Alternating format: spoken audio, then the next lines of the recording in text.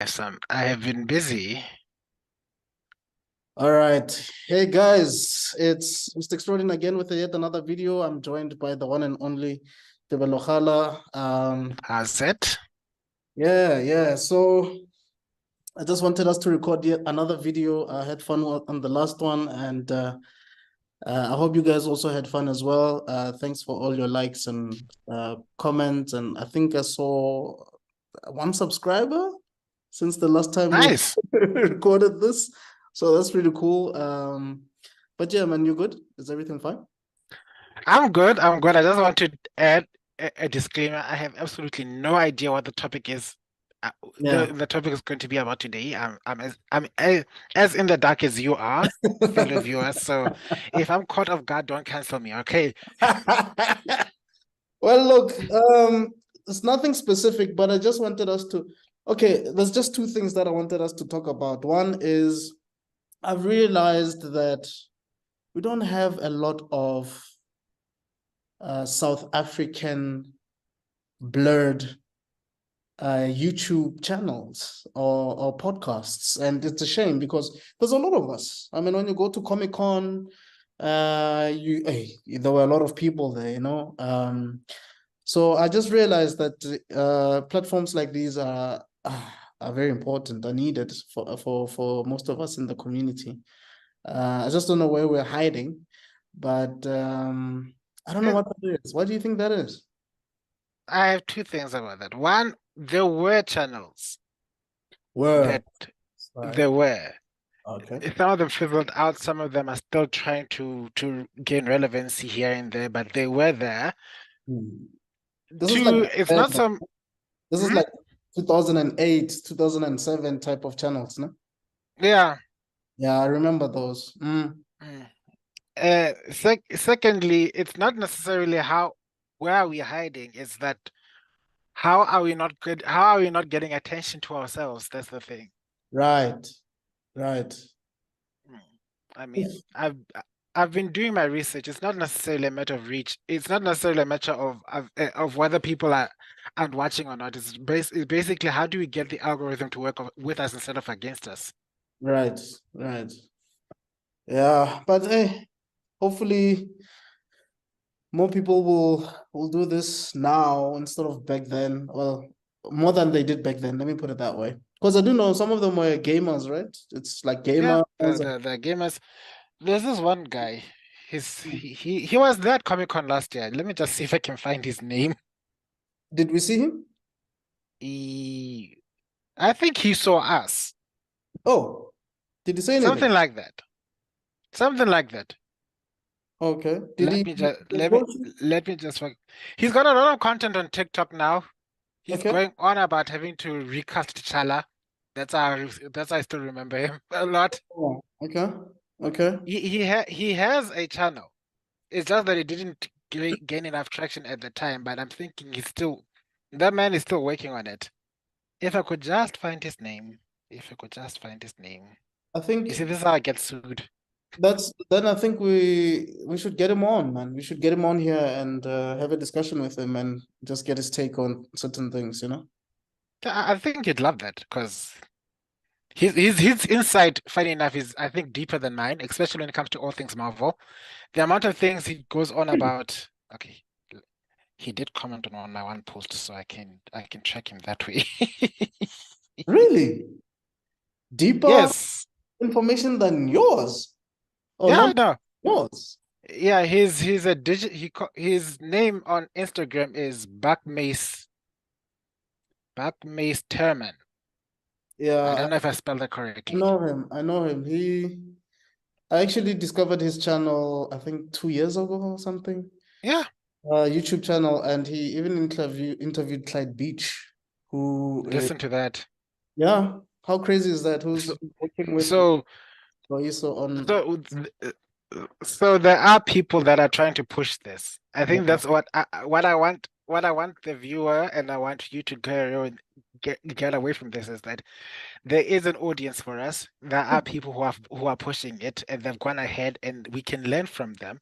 Yeah. and we can also be able to be inspired by the courage and the action, I think. Right. Right. No, I mean, I agree with you. I what's agree. his name? He just got 1 million subscribers and proposed to his wife, now Uh, fiance. G. Meg McG. Meg MacGyver. G. Yeah. Yes. Funny enough, he's not the only channel that crossed 1 million. Do you know that? A South African channel. Yes. Which other one crossed a million? A famous TikTok star, Zayan. I think that's how you pronounce her name. We met her at Oh yeah, I remember. Yeah, and you were fanning out. I I remember. was geeking out like, oh my God. What does she do? But is she a podcaster? Because She's a tick she mainly has contact on TikTok, so she's really short videos. okay, But she also got her gold plaque. There's you YouTube. should see her Instagram. There it is. She crossed 1 million. Oh, So that's it's not a once in a while thing.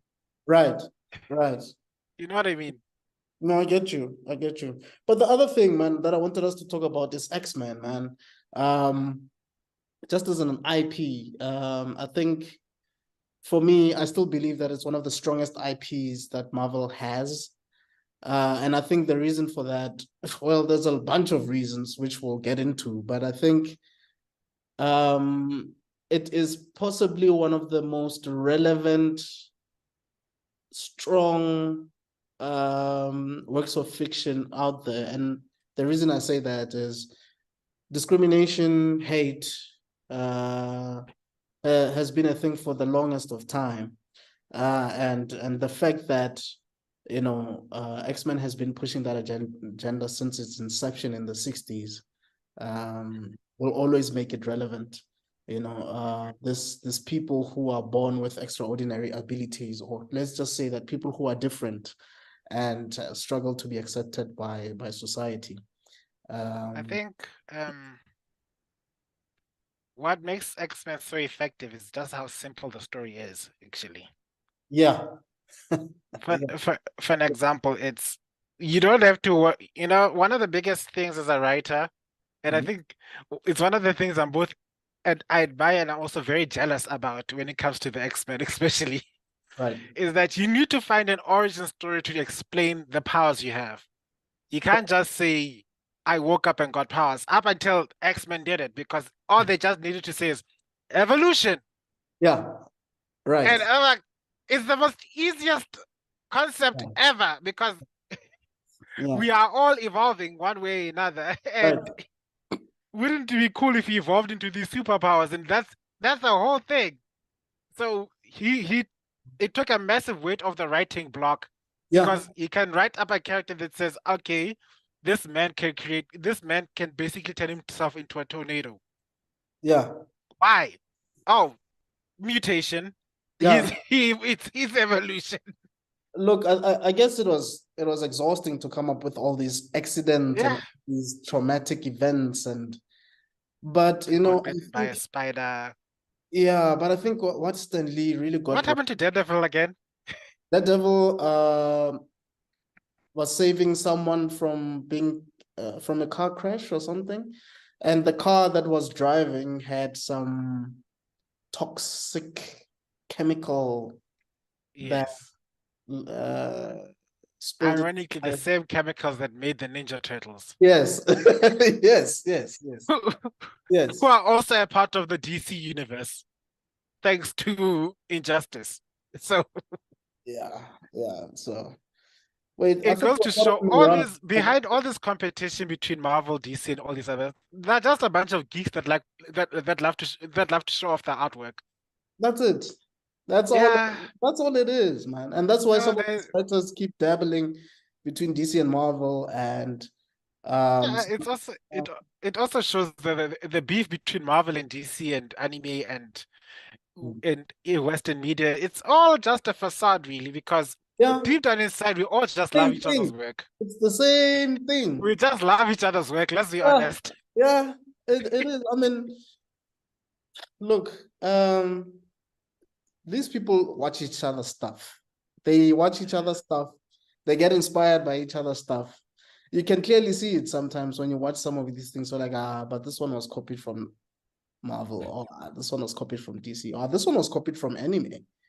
You Yeah, know, so they're each other's fans, just like we are fans of everybody. You know, I think yeah. that's what it is, and but it works for the most part. You know, but like going back to, I mean, let's look at some of the characters in X-Men, for example. I'll give you Cyclops as an example. That whole laser, that whole optic blast thing is The unsung Superman. hero. Yeah, it's also like the Superman thing, you know, being able to release something from your eyes, but instead of actually, but the only difference is that he can't control it. Like he obviously Eh, it's not laser eyes, yes, but it's you're still releasing something from your eyes that's red. It's literally, it's literally kinetic energy. Right, right, It's right. like being punched with a Yes, beam with his eyes. It's so yeah, funny. The way they try and explain these things just so that people don't think, oh, it's just Superman's heat vision. No, it's yes. not heat vision. It's But at the same kinetic time, energy. it's I don't know. I think they probably retconned it at a point because um I think I read somewhere that the beams come from another dimension. So Yes. Yeah. and then I also read somewhere that His eyes are literally portals. yeah, but I also read somewhere that he was saying that he peeled Hulk skin off or something, a part of Hulk skin off or something like that. And there's a panel where he didn't like sentinels in his yard, and it's like, get this thing off my lawn. And then he took off his visor and he pushed that thing or burnt it to a crisp. I don't remember. So sometimes there's just inconsistencies with that power. But Uh, now, with that in mind, which comic on Earth is consistent? um, There isn't. there isn't because it's You will right, find you'll write you as a writer will write the most perfect storyline, right. come up with the perfect concept, and then all of 2 seconds later, someone will come up with a plot hole the size of Kenya. Yeah, yeah, And yeah, we as writers aren't allowed to say, "Wow, I didn't think of that." Like, oh shit, yeah. oops. We're not allowed to say that. Yeah, We are all supposed to yeah. be eyes, and in this storyline, it's all part of my plan. You Uh, may think it's a plot hole, but it is not a plot hole because I've long since calculated the plot hole that you no. will see in page number 3 of this comic.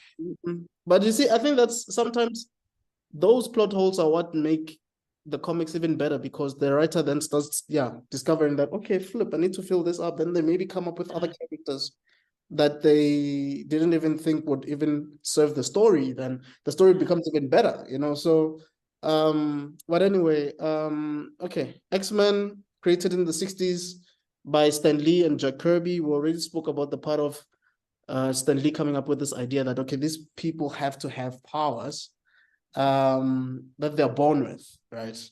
Mm. Um, which is a brilliant idea. And I guess having two leaders who have And opposing something we legitimately can't use ever again. what's that? Yeah, the idea of using evolution as an excuse for powers, I think it's been done Mm, in Marvel, and I think it's also been done in anime. So it's like that excuse is gone now. Nobody's gonna buy it.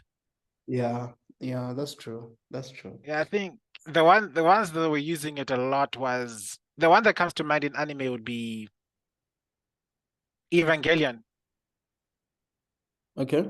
Please because elaborate. basically all those kids are like the next level of Oh yeah, humanity. the children. Oh, Mm, yeah, it's like X-Men all over again. yeah, yeah. But And sorry. what I appreciate about the X-Men, which you touched up in a bit, is that it highlights all kinds of issues, like Mm. from discrimination, all forms of you see yourself in all forms of discrimination in Yep. the X-Men Right. in the Right. X-Men universe. Right. If you can see racial, if you are born black in a white man's world, you see yourself in the X-Men. Mhm. If you are basically if you're Heck, even the patriarch can be Yes, seen somewhat in the yes. X-Men. I want to get to that, Even by the way. Please remind me to touch on that. That's something that I just, yeah, yeah. Mm. Uh, even the LGBT issues yeah, are reflected in the right, X-Men. right. Because so long as we Religion, have a majority mm, that is oppressing a minority, right, the X-Men, the idea of the X-Men, people can relate, the people in the minority can relate with those X-Men. They can right. see themselves as those X-Men. They are different, but they're the same. They have these gifts. They have something they can offer. Mm, We've mm. got rhythm. We are black. I mean, really. Yeah, I mean, and we want to be a part of this world to show our gifts yeah, and be accepted as we are in a world that either is too afraid of us yeah, or judges us because of what we appear of what we believe in. yeah, So because of that, growing up as a little kid, we saw the X-Men as basically us. yeah, And yeah, we also carry that choice whether we could use our gifts to try and better humanity to show what we're capable of, or use our gifts to bring bring great destruction upon mankind. And also, I think it also touched on how powerful well, okay, how underestimated people with disabilities are. Charles Xavier is a brilliant man, with doctorates and degrees and whatever. He's overpowered. Yes, but he And was I went like, but he's on a wheelchair, right? And most of the time, if not all the time, that's something that the people around him don't even talk about. It's like, look, we see you as who you are, not on based on your situation, and that's a powerful message, even though it's very it's not so what's the word I'm looking for? It's not in your face, it's just a yeah. subtle way of saying that, you lead this entire group, right?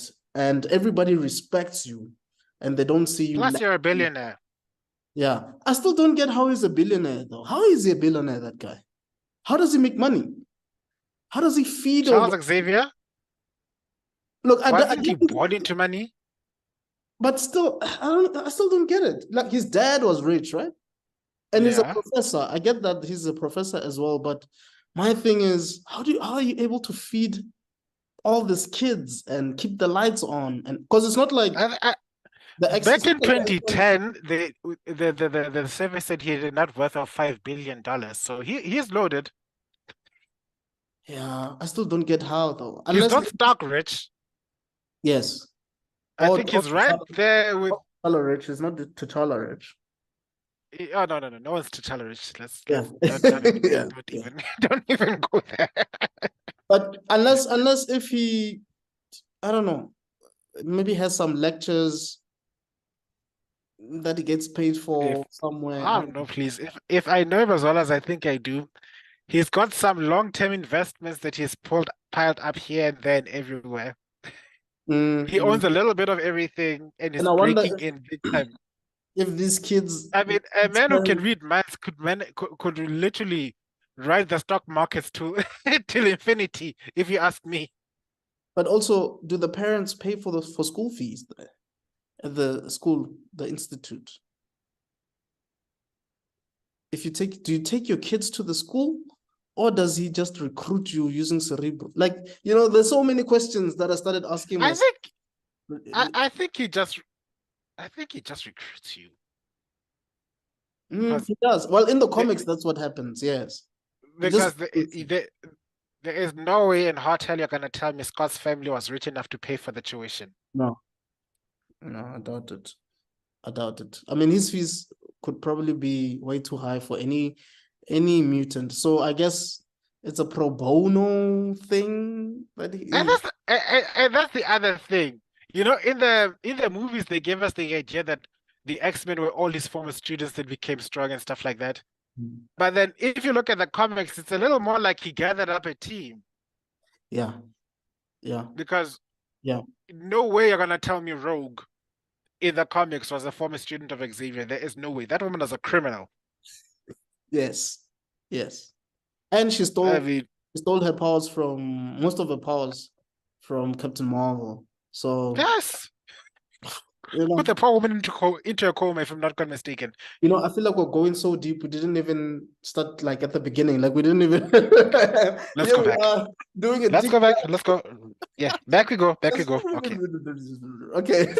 So as I was saying, there's two leaders in this comic or in this IP. One is Professor Charles Xavier, who is a professor of mutation or something. And he runs a school. I think it's in Manchester, New York or something. I could be wrong. Yeah. There's a specific address that they used to write in the comics. And in that school, basically he has students. Well, he's the first students that he actually had was Cyclops, aka Scott Summers, who, as we've mentioned before, has this optic blast, which is powers that he gets from another dimension, and those blasts are as powerful as a punch, but a very strong punch. And he's the field leader of that team. And then you have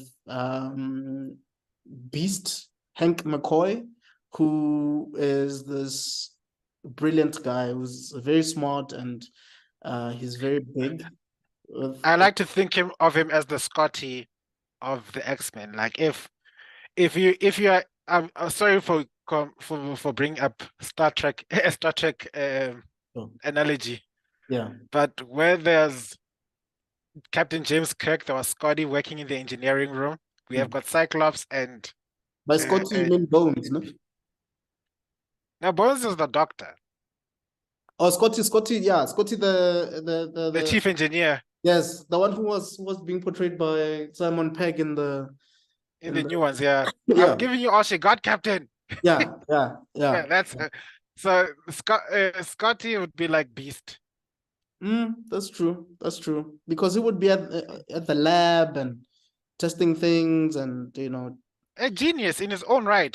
People 100. forget how just a smart Hank was. Woo! But Hank is very smart. He's very, very smart. I think Possibly one of the smartest characters in all of X-Men.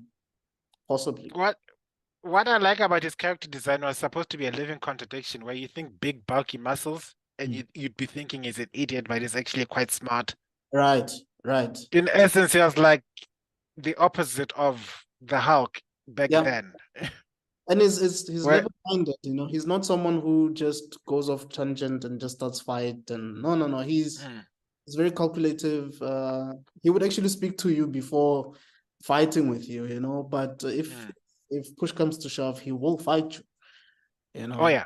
I mean, there was a scene in X-Men Legends 2, that game, a cut scene where literally Apocalypse crashes into the mansion, and before Apocalypse even finishes the next sentence, Beast was on him like, He was on him.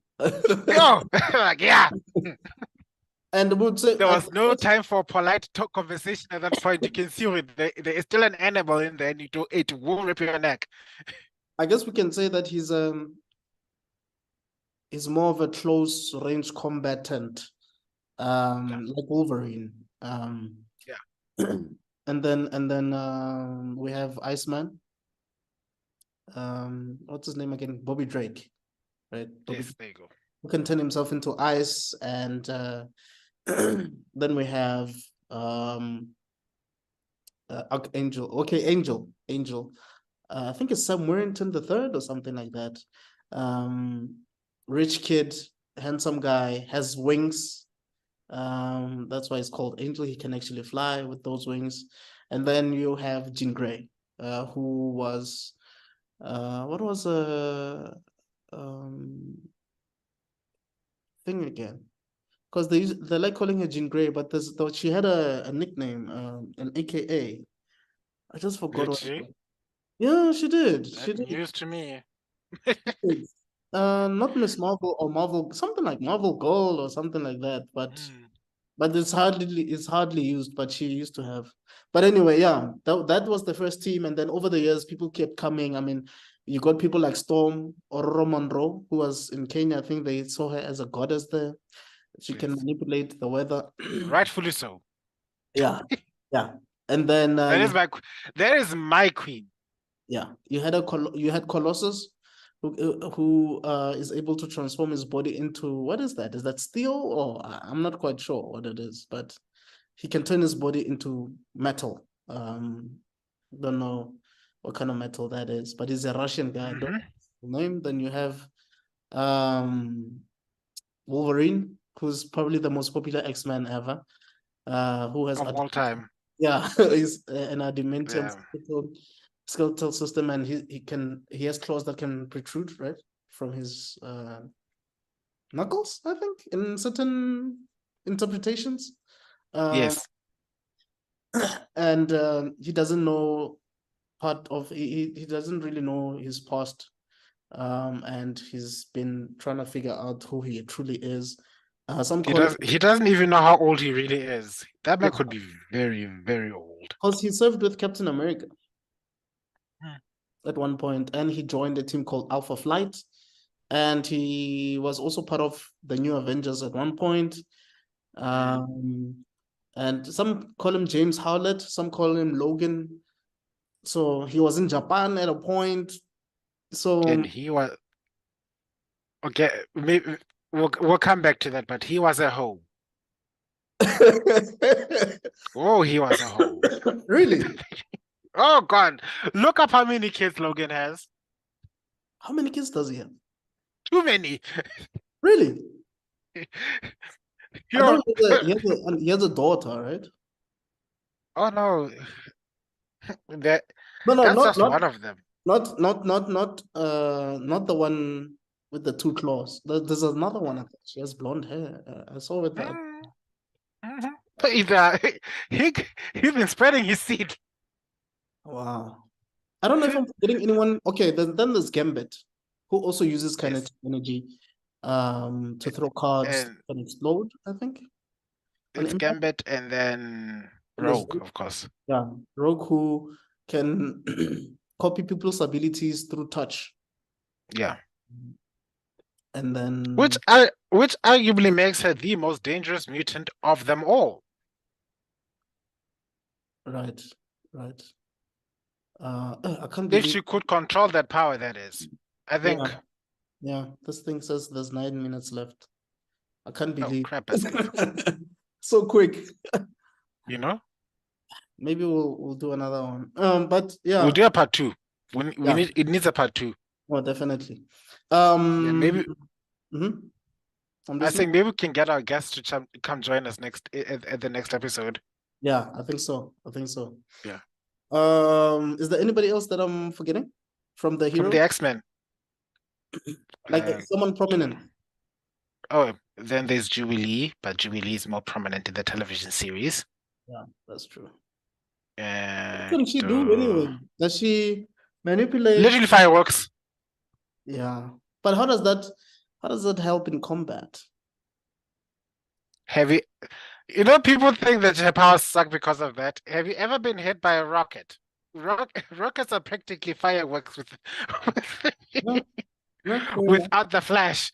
Fair enough. So she'll kill you and make it look beautiful. That's the big difference between her and a walking bomb. Fair enough. Fair enough. Mm.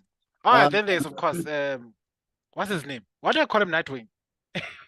there's also Banshee, right? There's Banshee. The one who teleports. What's his name? Um, Nightcrawler. There you go. Nightcrawler, yeah. And that's something that I also Nightcrawler. wanted to say that there's also, apart from the race thing, there's also this thing of, some people who are born with, I guess, certain physical appearances that are not similar to ours. And that's what Nightcrawler represents, because he has like 3 fingers on Three each hand fingers and the tail. and a tail, and I think he has like 3 toes, I think. And guess who's his mom, canonically? Mystique. Yep. Yeah. And his dad is, who's that guy? Azael or something like Yeah, that. Azael or something, Azazel or something like that. Yeah. Yeah, yeah, yeah, yeah. So Yeah, I think that's the main. Canonically speaking. Yeah, the so-called good guys, which is debatable. I mean, we're told about the X-Men from their point of view, but doesn't necessarily mean that, they are always good or always pure. Because you have a character like Jean Grey who was possessed by the Phoenix Force and You know, annihilated the entire planet. what I don't like about that, let me tell you something. They retcon the Phoenix Force because back then they had this thing of having a sense of morality. Yes. So there are characters that are so evil that they should not be redeemed, and Yeah. wiping out an entire civilization was one of them. So, Yes. but And Chris unfortunately, Jean Claremont, Grey was so popular that they had to bring her back somehow. yes, yes, because I remember Chris Claremont, I don't think had intentions of bringing her back or having her redeemed, but because she was that popular, then they had to do this whole thing that the Phoenix Force Like, actually influenced her into doing that. So it was not her that did it. It was just the Phoenix Force that was forcing her to do it. you know, so I liked Phoenix Force, hmm, Jean Grey. I like the fact that she was that powerful. right. She's literally the next step. And I also like the fact that it comes with a warning that just because you have so much power that can go beyond your control, it has consequences. Mm, mm, mm. Those are lessons. Those are lessons that could say are lost in some ways, especially in many stories that you find nowadays. When you have somebody who can just who keeps on getting new powers and then he can control it somehow, Yeah. where we don't think about the morality of having so much power in the first place. So we have characters like Jean Grey who said, "F it, I'm gonna blow up an entire planet. Yeah. I'm going to make the whole Nova Corps scared." Dude, a whole Do you core. know? Do you know how scary powerful that is? The Nova Corps The Green Lanterns. are like the Green Lanterns of Marvel, and they were scared of. They ranked her a bigger threat. Her and the Kree Empire ranked the Phoenix as a bigger threat than Galactus. I kid you not. That is crazy. But So, and then they said, "Oh no, it's just the Phoenix Force. She's okay. There's still some good left in her." something like that also happened with DC. If you remember, Hal Jordan went Yeah. crazy and called himself Parallax, and he was destroying like Green Lanterns left, right, and center. There's even a famous cover of him having rings on each finger. All seven rings. Yeah. Yeah, and then they came back and said, no, no, no, no, no, no, no, no, no. It was not Hal Jordan doing that. He was influenced by the parallax force that was in him and Oh, all of that. So I guess once a hero is too popular, they don't want to change that hero into becoming a villain. I guess. be- be- because we are dabbling in the dark side of comics here. Because it makes them too much money. Yeah, right. When But when the money starts influencing the story, you'll find a whole lot of crazy retconning. that's true. That's true. And An also, example I can give to you, and maybe one day we'll have a discussion about that, is with what's his name? With Dragon Ball Z. right. You see how the money has influenced the story over the years. Yeah, that's why the story is not as strong as it used to be. But Um, hey, mention to those Goku fans, they will kill you. yeah, look, now it's all about transformations and seeing the latest, but the stakes are not as high as they used to be. You don't feel like, you know, defeating these villains is worth anything. Like when you were You know, watching Goku versus Frieza, for instance, a whole planet was at stake. Namek. we'll come back to that. Let's save that for the Dragon Ball Z one. Right. Right now we are talking about X-Men. Right. Yes, yes, yes, yes. Yeah. Anyway, yeah. So And, and and I hope we get to talk about my favorite villain. yeah, we will. But I wanted to say that I think we'll give him attention in part two because we have like Yeah. 2 minutes left. But I just wanted to say that I recently discovered that what these writers did is they gave the female characters a lot of power. So in as much as maybe they're not as strong as they should be physically, like maybe via hand-to-hand combat, they're not that strong. But their powers are so strong that they don't even require any form of physical contact, apart from Rogue. When you look at Storm, she can just, strike you with lightning. Yeah, she's like the team sorcerer. Yes. Then you have Jean Grey. Jean Right? Grey is the wizard Yeah. of the team. Yeah. Same dexterity. And One then touch and she falls down. you have Rogue, who can steal your powers upon literally the rogue. Yeah. And there's Emma Frost as well. I think she's a telepath. They call her the White Queen. And she can turn her body into like what? Diamond or something? Yeah. Yeah, so how do you Which ironically makes her immune to telepathy. I don't know how that works. Yeah, I don't know either. I don't know either, but she's one of the most powerful mutants in the team. Well, who was both for and against the X-Men? Let's not forget she used to be one of their enemies. Yeah, she used to be part of the Hellfire Club, right? Yeah. Led by and you know what I've noticed?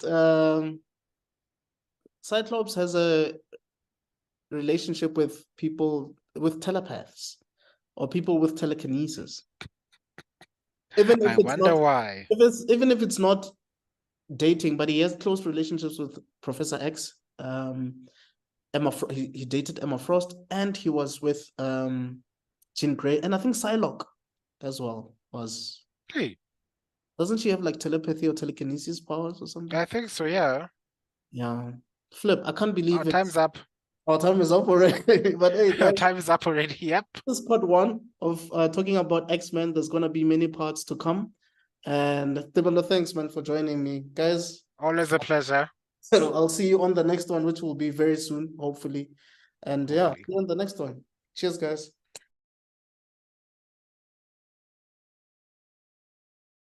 It's Mr. Extraordin yet again with another video. I'm not alone once again. I'm with Tibet Lokhala, and I'm with another guy that I truly am excited to have on the channel. Zuko. I call him Zuko, but his full name is what? Zanozuko? Zanozuko. Sakumzi. Mfana kamlambo. Yeah, that's the guy right there. Yeah. Pardon? Are you saying something? Zanozuko. Yes. Sounds like a Bleach name, or a Zanpakuto name or something. It sounds like a Zanpakuto. Yeah, sounds like a Zanpakuto. But yeah, this is the translation of it would be come with honor, come with glory, depending on which region of the ex-hosers you ask. Ex-hosers. Oh. So I mean, so already I've got my release, guys. I've got my release. Sanozuko, come with honor. It's funny. You know, how many people actually translate their own names to find out if they make sense or not? I don't know. I just did it from a young age. Maybe it's also because I went to a white school pretty young. Really? So you know they would have what's it called? White curiosity. Let's call it that. Wow. I'm like, oh my god, what does it mean? It's so exciting. What a nice way of putting it, white curiosity. But did they pronounce or did they give you like a nickname, or did they call you Zed or? No, actually, they called me Zuku. So they chapoed your name. They chapoed it strong, bro. And I'm like, Zuko, like you can say zoo, you can say like cool beans, like it's not that hard, bro. That's true. But I've given up on that anyway. I just wanted us to continue with the X-Men talk. Yesterday, Tibble and I were just giving people just an introduction of the X-Men. So basically what we covered is just the intention of the comic books, or the IP, or that Stan Lee was just doing this so that, well, first of all, we said that it was he was just tired of creating these characters that had these scientific origins or like accidents or chemical what gamma radiation or being bitten by a spider. So it's like these people are born with superpowers. But in context, there were okay. If you think about no. He had done a lot because by that time we already had Captain America. We already had the Fantastic Four. We had already had Spider-Man Spider-Man. Spider-Man was big at that time. and Hulk. And Hulk. Yeah. So yeah, I think he was just running out of excuses for why these people had powers. Yeah. Yeah. And actually, I actually heard somewhere that if you think about it, most DC characters in the 50s were their origin stories were based on tragedy, right? Batman's parents got shot, Superman's planet was destroyed. Who else? I think Aquaman's father drowned or something back in the 50s though. But The fish drown. yeah, apparently I don't want to laugh, but no, but the dad, not the mom. And then Flash was the only one that Barry Allen was the only one that got his powers from a scientific experiment thing, and I think that's how Stan Lee was inspired to.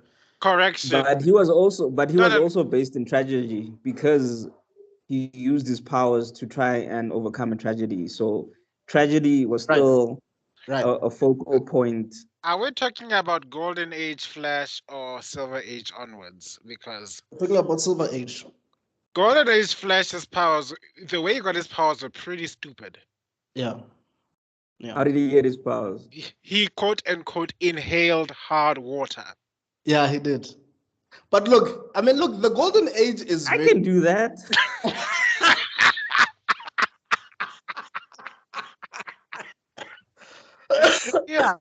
Yeah. So that's the Golden Age. I'm basically doing it now.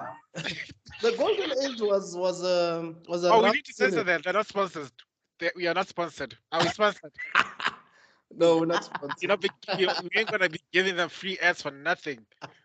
But yeah, the Golden Age was a rough era, but it I guess when you start, you're gonna be a bit shaky, man. Like you are. I mean, Batman in the Golden Age was using guns, so Oh, but yes. Superman was practically God. That was one of my favorite. That's one of my favorite Batmans.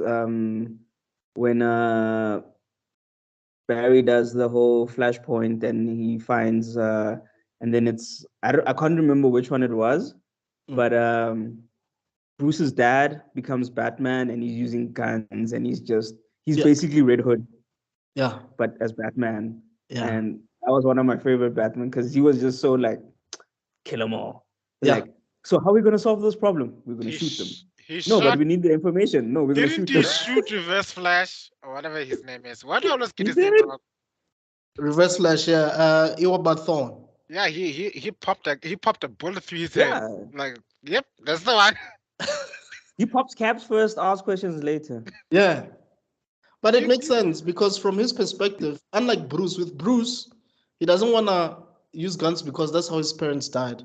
With Thomas, that's how his son died. So it's like, you know what? I'm gonna kill everybody because I have nothing to live for anyway. And then his mom became the Joker.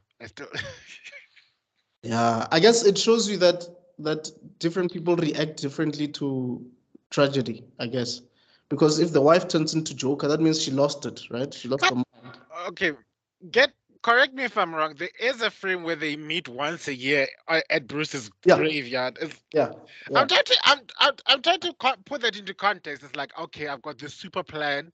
I'm gonna kick your ex next week, but you know what? Our baby's dead. So let's take a break. Let's take a break for 24 hours. Don't worry. It's called a truce, guys. It's called a truce. A truce. Like our baby died today. Calm down. Like, let's go cry. We'll kill each other tomorrow. But anyway, guys, let's go back to X-Men. So yeah, we're just saying that that's how Stan Lee created them, and we're just mentioning some of the the most popular X-Men from Charles's camp. You know, we spoke about Cyclops, we spoke about Storm, Jubilee, Gambit, Rogue. And before you continue, sorry, can I interrupt you? Sure. I actually saw an interview where Stan Lee actually confirmed that his basis of X-Men was basically black people. Yes. Because he saw all the racism that was happening, and he was like, okay, so these people are being treated different because of their color scheme. Right. And then it's like, okay, how can I make a social commentary on it without saying social commentary? Yes. And that's one of the founding bases of the X-Men, which I think is very cool. And if you see how the X-Men have been treated in the movies, in the comics, in the cartoons, you'd be like, damn. Everyone else is basically the Buddha. Yeah. Yeah. I was about to say that. Yeah. And then I also was about to say that's why if you also look at the history of Genosha, right, very familiar to the history of South Africa actually, because the government before Magneto came was very pro-apartheid, segregation and everything, and then in comes this man who controls metal. Yeah, with a cape. Just to add on to what Zuko was saying, it was created during the civil rights movement, the 60s, right? The 1960s. And at the time, you had President J.F. Kennedy, and you had prominent figures in the black community like Malcolm X and Martin Luther. And it is assumed or believed that Professor X and Magneto are loosely based on Malcolm X and Martin Luther. Martin Luther believed in, a pacifistic, like he was a pacifist, I guess you could say, because he believed in non-violence. I think he was a pastor or something. You think? While Dr. Reverend Martin Luther King, bro. Yeah, Do you want the Americans to come kill us? Nah, they won't. Yeah, he was a reverend, sure. And Malcolm X didn't really believe in being offensive, right? But he believed that if people come and attack you, you shouldn't just turn the other cheek. To him, it didn't make sense, for you to lose by any means necessary. Yeah, look, don't go there and start something. But if something happens to you, don't just sit and watch your brothers and sisters get killed or murdered or, get hosed down or dogs biting them. Retaliate. Exactly. Correct me if I'm wrong, but he was a little. He was pro protecting yourself and your community. Yes. Yeah. So when black men arm yourself was basically his motives like that. They're not going to give you. They're not going to give you the respect you deserve up until you start demanding for it. Right. And the only way you can respect yourself is if you can protect that which you care about. That's it. That's it. Granted, Magneto took it to extremes, and that's the thing you learn about the characters. Yeah. It's what happens when you take these ideas to extremes, because then you also have these things that we don't have in real life, which is these superpowers. I mean, right. And so that, I think, was the beauty of Magneto. He wanted something great, and he had the power to do something great. However, there was no control, because he wanted freedom for his people, and he was not going to stop. And that's also that thing where that saying, absolute power corrupts absolutely. He had absolute power, and he says what, we are the evolution, so we are the new species. So we're superior. We are Homo superior. Yeah, we're superior. Yeah, we're Homo superior, and so you will die. So adapt or die out. I tried to quote the first movie, because that's what in that line he says, "We are the future, Charles, not them. They no longer matter." Yeah. And Charles was all like, And Charles was basically the kumbaya, let's all get along and work through our differences. And But Magneto was like, hey man, now that F that. now that we're talking about this, I realized that Charles was speaking from privilege, and Magneto was speaking from hard experience, hardship. He's speaking from experience, bro. I've seen people die. I've seen humans do the most atrocious things, and I have been blessed with this power, right, to change things. And I'm not gonna sit by and watch the same things happen all over again. Not again, bro. I'm gonna take matters in my own hands. I'd like to give a counter argument, and I cannot believe I'm going to be defending Charles. But specifically because it's Charles, I'm going to say that he doesn't really have privilege. He has the benefit of having a perspective no one else has. Which is? He's literally just gone through the minds of every single person in the world. Well, he can. Right. And he sees what he has seen is the common good in all humanity. Right. And that's a perspective that that's a perspective that he's burdened to carry out, no matter how much it makes him seem like the odd man out in the situation. That's true, and I agree with what you're saying. That's because I'm more of a Charles guy than a Magneto guy, but I'm just speaking from their perspectives. But the reason I'm saying what I'm saying is, had Charles grown up facing the same atrocities that Magneto had faced, I think he would be more understanding. Yes, I do know that he also has empathy as a superpower. I get that. But you also need to realize that human beings, in as much as they want to do the right thing, fear tends to make them make the most drastic decisions. No, fear is a more powerful modifier than hope ever is. That's the dangerous thing about it. Exactly. When you look at a character like who's this villain? Is it Bishop? No, not Bishop. The guy in Time traveler. The guy in X2, who's a pastor, who says that mutants are not from God or something. Remember the last time I watched X2? The movie X2. Yeah, the villain, William Stryker. He's not a pastor. I was like, what the no, in the comics. In the comics, yes, but I was thinking in the movies, like in the movie. Yeah, that threw me. Trying to get the name, because he's the main villain in X2, right? So he believes that mutants are not from God, and so obviously he will instill fear in the minds of human beings.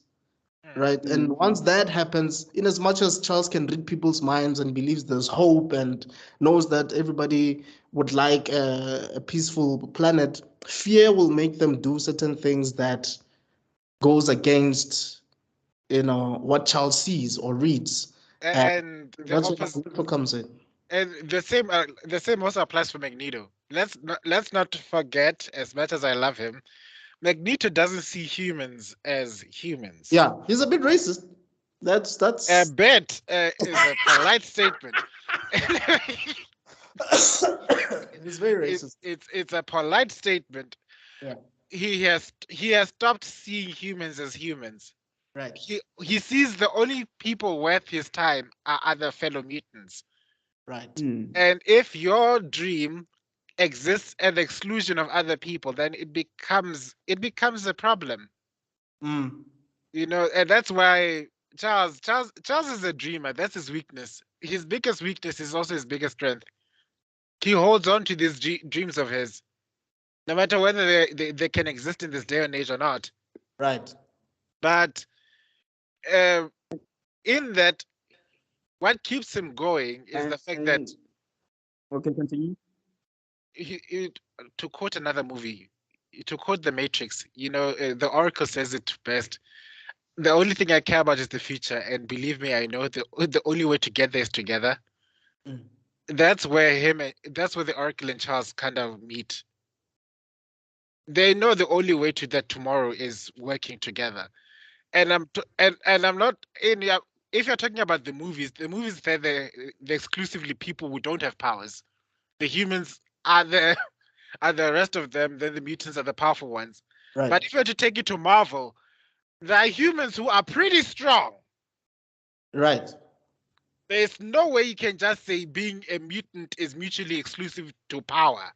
Yeah. So you have the Avengers, you have X-Force, you have whatever. You have so many teams that, okay, not X-Force maybe, but you have a lot of characters within the Marvel universe, Doctor Doom and the Fantastic Four, the who Hulk, are not inferior.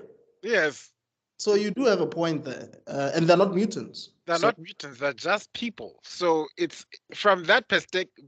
From that perspective, a war with the humans would most likely wipe out all mankind. Nobody wins from that. right, right, right. I think the only person who would survive would probably be a mutant with radiation powers, and Darwin, not the movie Darwin, the actual Darwin. Or and Cable if she wasn't poisoned. Wait, Yeah. who's Darwin again? Which Darwin are we talking about? Remember from the one who adapts. His powers is adapting. Oh, the one Who was in the who died in the movie, yeah, the one who died in the movie, and he's not and supposed who's to die. not actually supposed Yeah. he's not supposed to die because he's supposed to literally adapt to that. Right, right. His power is literally adapting to anything, and So- then that happens. So anyway, And- before we carry on, and on the point of fear, Magneto experienced the Nazis. So Right. his biggest fear is that happening to his people, Right, and that fear controls him right, in making sure that that never ever happens to mutants again. right. Striker, same thing, and he's actually, it's basically the what's happening right now in South. I don't know if you've been on Twitter the last since Juju Malema did his thing on Saturday. But Right. basically, white people have lost their mind and like, oh my God, the black people are going to kill us. Yeah, And we Striker basically has that same thing. He's like, okay, we treated these people badly. These people will retaliate against us, and they're stronger than us, they're faster than us. Right. They can shoot fire out of their asses and whatever. So we don't have a chance. All we've got is like fists and guns, and some of these guys can bounce guns and they can reflect bullets. And So- now that fear again drives him into making sure that he eliminates mutants. Right. However, as in most people, let's say between us, maybe I want to kill the Boers, but you guys, you just want to get along. You just want like, hey, bruh, I just want to get my 9 to 5. I just want to be able to open my business and get a good rate, a good business loan. You know, I don't want to get the black rate. I want to get the good rate, that my credit rate mandates. You know, I don't want to be like, okay, your credit score means that your loan will be at 5% above prime, but because you're black, we'll make it 7.5 above prime. So, and that's the danger of fear. And I think on both sides, you see the fear. You see the fear from Striker's side because he's scared of what the mutants can do. And obviously there'll be bad mutants. I mean, they're human. Right. At their basis, they're human. They're just humans with powers. Yeah. And you can see it from Magneto's point of view because he's seen what humans can do. Right. He lived it. So fear is, I think, is also one of the, and I think that's the juxtaposition of Charles and Magneto. It's fear and hope. One Yeah. operates from fear, the other one operates from hope. Yeah. Yeah. Yeah. Yeah. And I think that's why it would be great. It would be better if they work together than they try to push their agendas apart. If they found common ground and try to see the bigger picture, which is the survival of their mutant kind, which is what Charles is trying to do with the school, but he still needs someone with leadership capabilities and who's willing to do things that he won't do or his students won't do, to be part of that camp, so that there's a bit of a balance. I mean, I know now in the comics, I think Magneto hasn't been a villain in a very long time, and I think it's hard to justify his villainy, especially in this day and age. Right. Look, but at the same time, Stan Lee said something very, very profound. I don't know if that was always the intention, but he did say that he never really saw Magneto as a villain. So, and I know in the comics, Magneto does say, look, I've committed a lot of crimes and I'm turning myself in, and he did turn himself in. I think this was either before he replaced Charles as leader in the comics or after. But sorry, guys. You need a drink? I think so. But you got that hello, man. Yeah, no, I got that. Get vaccinated, kids. but yeah, somewhere. But Magneto saw the error of his ways, and he tried to redeem himself. I like that idea of thinking that that they work best when they're working together. Because you've seen that there are cases where it's been applied many times where they work together. When there's a bad guy that is an existential threat beyond their own ideals, they happily work together. For an example, like Apocalypse. Yep. Mr. Sinister. Yeah, whenever those guys come, because then it's not a matter of mutant prosperity over human prosperity. It's all of you are beneath my feet. Someone's going to have a problem with that. It's definitely going to be Magneto. Yeah. And I've seen Magneto work with very bad people before. I mean, he's more than willing to work with. He works with Charles, yes, but he's also worked with Dr. Doom. Yeah. From time to time, he's worked against Dr. Doom from time to time. In Secret Wars, I think he was working against. I remember. And then, of course, there was the one time where I don't know what possessed the Red Skull to think that he could work with Magneto, but he effed around and found out. Who? Red Skull. Who's that? The Red Skull. Red Skull. Oh, Red Skull. Oh, yeah. Yeah, it did not end well because we all know Red Skull is still before all things, he's still a Nazi. Yeah. And look, even that's his first call of action. Even when DC and Marvel amalgamated, when they had both of their characters in a comic book, Joker killed the Red Skull, and people are like, "What are you doing?" It's like, guys, I might be crazy, right? I might be, but I'm still an American. But I'm still an American.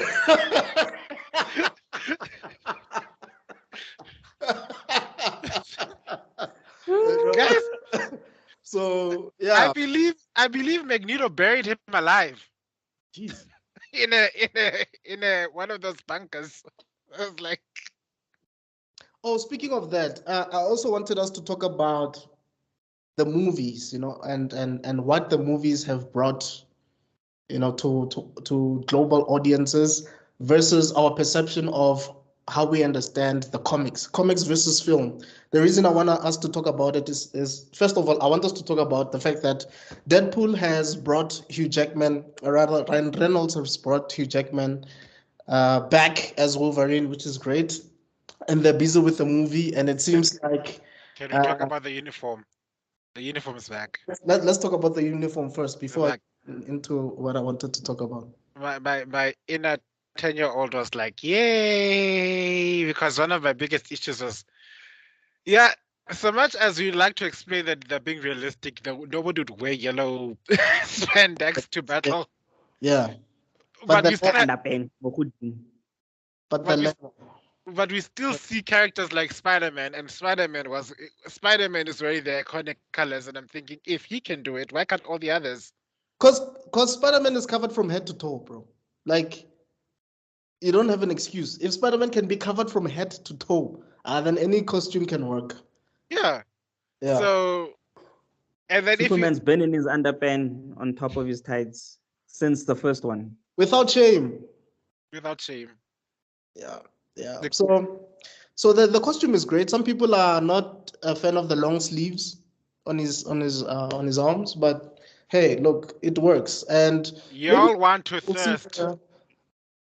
the helmet, Call, or whatever you call it. call it what it Mask? is. Y'all are a bunch of thirsty people that want to look at Hugh Jackman's delicious meaty arms, and you want to perv, and you don't because the thing is, you as much as you like Ryan Reynolds as Deadpool, it's just that because he's so handsome, he has to cover up because Deadpool is covered in tumors, so you don't see Ryan Reynolds' body anymore. So you Yeah. want something to thirst over, and you're thinking you'd get a chance with Hugh Jackman, and that ain't gonna happen. Ryan Reynolds' ego is too big for anyone to share the limelight, especially like that. Okay, But so Why do you sound like the advocate for the Hugh Jackman Thirst Association? he has a badge. He has a badge of honor. I have been a member of that group since before the X-Men movies. Oh, wow. Do not. But yeah, look, that's one thing I've also noticed with actors. As much as they play these characters for years, some of the things that they do are out of the characters, what the character in the comics would normally do. The fact that they take off their masks and whatever helmets, like Thor doesn't wear a helmet that much, is because they want you as the viewer to be aware that, okay, I'm the actor playing this guy, like Ant-Man, Scott Lang, which I believe one day we will talk about the trilogy, the Ant-Man trilogy, which I think is one of the weakest trilogies in the MCU, but we'll get there. Wait, is it a trilogy? Oh yeah. Sorry, It is. I didn't see the third one with Kang, so Please watch it. Please watch it. never. Yeah, why would you want to watch is a no- white family coming into a black man's home and then telling him it's their home and then trying to kick him out of it? Why would you want to watch that? There is no army large enough that will compel me to watch that. I'm going to watch it. I haven't watched it as well, but I'm going to watch it just because I literally have no. I'm going to watch it so that I actually have an actual opinion on it. I don't want to watch it. I saw the trailer. Nothing grabbed me. Just when it comes to Jonathan Majors grabbed me, but like nothing really grabbed. Like you go to this guy's place and then you tell him like, no, this is wrong. Like I was just like, what? Sometimes when you a little bit of wokeness sometimes ruins movies for you because you just like, what's this nonsense now? it's a little more than I think with the entire is it phase 4 or phase 5 now? What is it called? It's phase 4 now. Is it 4? Isn't it 4? It's 4. The whole since the not the Guardians. What's the Galaxies? The one with Rob Stark. What's that one called? Endgame. Eternals. The Eternals. Yes, yeah. From the Eternals, it's been phase 4. Look, I watched Guardians of the Galaxy Volume 3 recently, and I think that's the best film that in phase 4. But wait, isn't it phase 5? Are you guys sure? Because Black Panther is Black Panther phase 4? I think it's phase 4. Like I think I can double check. We can double check later, but yeah, phase 4 or phase 5. Guys, we are showing us how shockingly uninterested we are with these Marvel movies because look. No, the thing is, even the action is not that entertaining. Yeah. Like Black Panther, they had to change the storyline because of Chadwick. Yeah. IP. And I don't know. Yeah, so I don't know why they killed him in that. And if they killed him, what they should have done is made Storm the baby mom, because that would have now carried on into a new story with his son, because but so So now they've changed it, and also the problem is the same reason The Witcher, this will probably the last season I watched with zeal, is that these guys they have the source material. The source material is great, and then they want to do their own thing. And then look at what they did to The Witcher season 2. Everybody said, this is terrible. Go back to the source material. And they were like, no, my ego's too big to hear you. And that's why But it's the same Henry counter. Cavill, It's the same counter argument Henry they usually Cavill is have. gone. That's why Henry Cavill is gone. That was his last season. Liam Hemsworth is going to be the new Geralt for season 4. So, and a lot of people, and also the thing is, you brought a niche thing to people, and then you want to just do typical thing. Like it's I hate to go back to this because I have PTSD.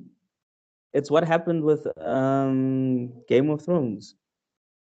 You had this epic story, and then because you are so in your lane, you couldn't think outside of the box. You thought, do it like this, and this is how it's done. This is how Hollywood does it. Is that For 6 seasons?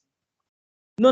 Remember, for 6 seasons, they basically followed for 5 seasons, they followed the books. yes? They try to keep as much to the books as possible. And then season 6, they consulted with George R.R. Martin. So you could see season 6 it was starting to deviate away because they didn't have the source material to work from, and they basically had to think for themselves now. And then and basically they were given an overview for season 6, 7, and 8. Like this, he said, like, in my mind, I wanted to go like this, and then because of the tragedies that happened to Dany, she basically becomes a father again. And remember, these guys took a year off and then shot longer episodes and still couldn't tell the story correctly. Yeah. And still compressed and still made the thing too quick. Right. Because the ego wouldn't let them tell the story. They had to tell it this way because this is how Hollywood does it. This is how we do it. They couldn't just be different. I'm glad and just let the story go. I'm glad to bring in this up because this also goes back to comics versus film. We have to admit the X-Men movies have been a mess for the most part. The fact that most of them are Wolverine-centric, which sometimes feels forced because the X-Men is bigger than Wolverine as a concept, right? Yes. And the fact that you have to sideline major characters or nerf them just so that Wolverine can be the star of the show and be the spotlight is a disservice to the source or the source material. Because Here's what I want to add here with regards to that. I think the reason they may have focused the most on Wolverine is that if you were to look at the X-Men, Wolverine is unfortunately the overwhelming favorite. Yeah, he's the most he was the most popular. And then if you look at the first X-Men movies, they came around literally just after Blade. Yeah. So they needed to focus on a character that everyone loves to at least contain the hype. Right. So what they should have done was expand from the hype as soon as they started generating more fans. But they still pressed the same old save button, which people get sick and tired of. But look, at the time, and that goes back to my point of sticking to what you know, because when the first one came out, everybody loved Wolverine. Like, oh, Wolverine. And like, okay, Wolverine. We need to have Wolverine in there. Whatever we're doing. What are we doing? Are we doing an X-Men story about Storm? Okay, put Wolverine in there. Like, but no, why? We're doing an X-Men about Cyclops. Put Wolverine in there. Because Wolverine was the big star. He was a draw card. Right. And because they care about the bottom line. They don't understand that if your story is good, people will come. Yes. They keep forgetting that point. They keep forgetting that point that it doesn't matter. You can have a story about anything. As long as it's good, people will come. I want to Look at look at Lord of the Rings. the Clone Tyrone. It came through and people watched, they enjoyed it. Look at The Blackening. I didn't enjoy it as much as I thought I'd hoped that I would, but it was a fun story and people came to it. Look at the Jordan Peele movies. Jordan Peele came out of nowhere. No one expected him anything out of him except some comedy. He came through with I can't remember now the name of the movie, and he's been killing it. Yeah. Because the storyline was good. It wasn't actor focused. It wasn't character. It wasn't not character. It wasn't like for lack of, I can't think of the right word right now, but it wasn't character focused. I.e., it wasn't focused on Wolverine. Therefore, because Wolverine is in there, people watch it. It was focused on a good story, which happens to have a Wolverine or whoever. And therefore people enjoyed it. And that's where a lot of these movies and these guys, they think because they have the nerd audience, all they need to do is put nerd stuff in there. And then the nerds will go, oh, it's awesome. Look, there's Han Solo, there's Wolverine, there's Darth Vader. You see, there's you mentioned Storm, there's Cyclops. And they don't actually focus on the story. Han Solo is not bigger than Star Wars, right? And like I wanted to say that the X-Men movies came out around the same time as Lord of the Rings and Harry Potter. And those movies worked because No. no, Harry Potter came out in the early 2000s. The first one came out in the X-Men came out around the same time as the Harry Potter movies, but Lord of the Rings came a little bit after. Just a year or two after. Yeah. My point is those movies have an ensemble, like they have a lot of characters, right? But they worked. Like in as much as you saw Harry Potter, you would love Dumbledore, you would love Hermione, you would even remember Longbottom, right? When you watch a lot of I love Longbottom. there's Pippin, there's Smeagol, there's Gandalf, there's Sauron, there's so many characters, and I feel like had X-Men been given that same treatment where yes, we know it's about Frodo, we know it's about Harry Potter, we know it's about Wolverine because he's being introduced to the X-Mansion and whatever, but flesh out every character and show why it is important to have these characters in this movie, because sometimes it just felt like the most important characters were Magneto, Jean Grey, Wolverine, and Professor X. Not even Jean Grey. Jean Grey was only literally important in the third movie. Because she was eye candy. No, I'm talking about like in the first two, Wolverine was the love interest of sorts.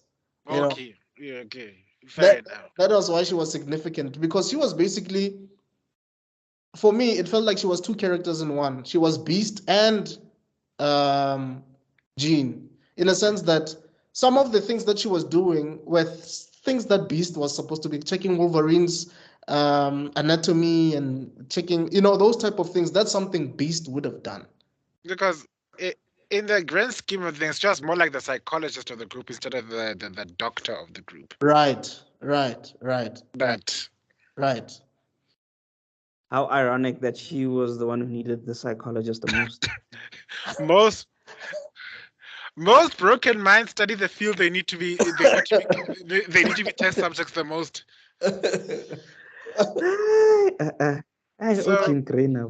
And okay, can we talk about how they nerfed Rogue? Like the movie version Rogue is not Rogue. That's not Rogue. That's Jubilee. She's by far the biggest nerf. Yeah. She is by far the biggest nerf. She's not the most annoying nerf. Right. Because, if they put Jubilee there, because if you remember the X-Men animated series that we grew up watching, Yadi Pop Eye, back in 19... Yes. Jubilee was the perspective we went into the X-Men world with. Right. She got the powers. She went to the school. She was young. Yeah, she crashed into the danger room. She tried to stop. She tried to take on take on Wolverine. Right. Caught him off guard. Everybody laughed at him. He threatened everyone. Just cute intro. Very nice. And we got the same perspective from Rogue in this new thing. But the thing is, Rogue's character in the comics is a thief. And she's very tough. She's a tough cookie, man. Oh God. Rogue is very tough, bro. She's a Southern belle who will whoop your ass. Yeah. She could.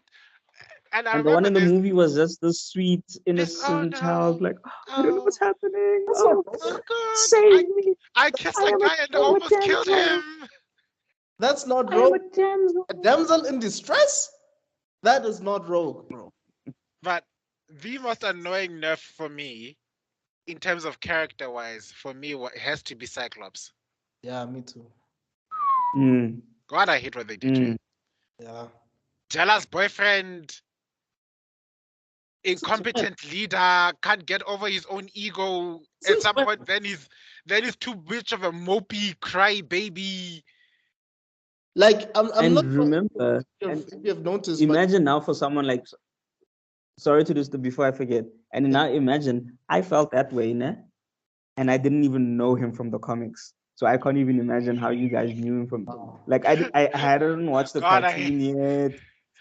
So I can't even imagine how you guys, because I already felt like, why would the Ready Man so?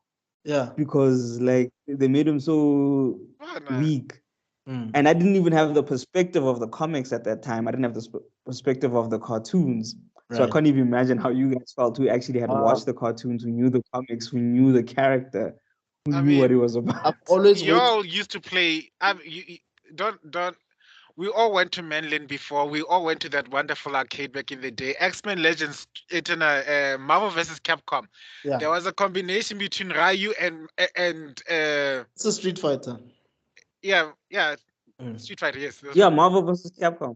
Marvel vs. Capcom. There was Ryu and Cyclops, and that combination was a chaos.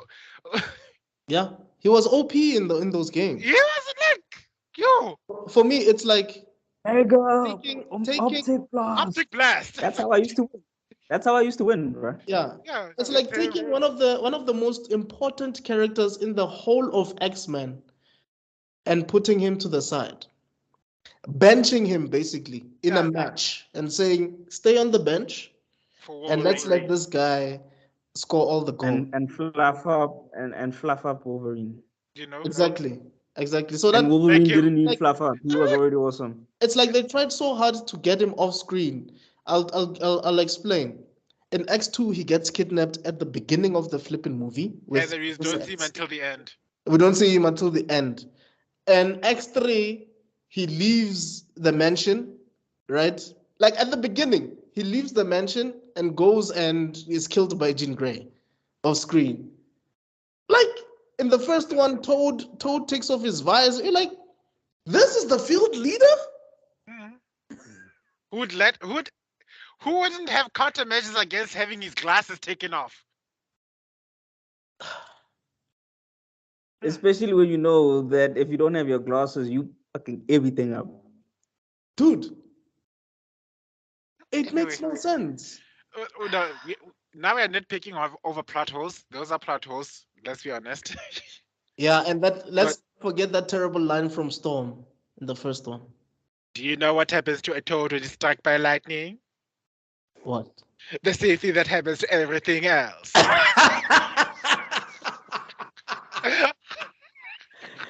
They did Haley wrong, man. They did Haley wrong. Oh my soul. Oh God! That line alone exiled her from Wakanda. It's like the dominant is just like we don't. It's like two writers. It's as if two writers were writing that movie. One was writing that "Do you know?" right question, then died before answering it, and then the other writer was like, "Oh, flip! I don't know. The same thing that happens to everything else." I have no idea. That she put Wakanda back 20 years with that cringy line. Oh my goodness! But we look. Oh my soul! To celebrate, right?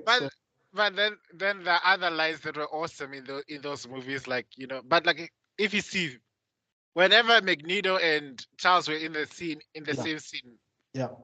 Shakespearean level acting, Yeah. perfect delivery. Right. I don't know how anyone in the camera in the recording scene wasn't busting a nut every time those two spoke, because I'd have lost control. Yeah, look, even in the prequels that they've Yeah. made later on, the dialogue between those two characters, I mean, was great, man. I remember there's a scene in X-Men First Class where um, Magneto gives Charles a gun and he says, "Look, I want you to shoot me in the head." And Charles is like, and then Magneto's like, Charles is like, "No, I'm not gonna do that." Charles is like, "You know, I can stop it." And Charles is like, "If you can stop it, then you're not challenging yourself. What's Yeah. the point of me, Trying to shoot you. pulling the trigger if you know that you're gonna stop it?" Which is ironic, because decades later he literally cocks a gun, shoots a cop, and stops the bullet before before it goes to his head. Jeez, that's the first movie, no? That's the first movie. Yeah, that was pretty cool. I'm not gonna was front. really That was pretty cool. That was really cool. That was pretty Like, cool. But also, I think what I like about Magneto in any form of fiction is you can try whatever you can. You can do whatever you can to stop the guy. But his mission is so, or rather, I don't know if resolve is the right word. it's But resolve. yeah, It is resolved. it's so, I don't know, heavy that nothing. I mean, in the third one, they've given him like 4 injections of the cure or 5. And at the end of the film, he was still able to move the chess piece with his powers. And that's the other thing you learn. Of all the mutants, nobody has studied their own powers as much as Magneto has. I think maybe Charles? Probably, yeah. Probably Charles, yeah. Probably Charles, but Magneto knows exactly what to do, exactly his limits, exactly how far he can Yeah. push himself. Yeah. He spent years honing that thing, because to him it's his gift. Right. And talking of his resolve, that's why he would work with Doom or whoever, as long as it aligned with his goal. He didn't care who he worked with. He didn't care, what are your politics? What are my politics? Like as long as we have the same goal and we're gonna we trying to get from A to B, Right. and you're not trying to get to C, right. let's go. And also, he tried to be a good father. Let's be honest. He did to Quicksilver and Scarlet Witch. And later on, it appears it happened that they're not his kids, but I think that was just retconning, and then someone fixed that. I think later on. And somewhere along the line, he might have been Polaris's father, or Yeah, not he is, isn't it? I think he is. He is Polaris's father. In some cases, in some stories lines, he isn't. This is like the most funniest thing. I think it's one of those like Kim writes it and he's the father. I write it. Yeah. He's not the father. You write it. He's the That's father. the I think problem of having too many writers on one. Jonathan Hickman would come and do this.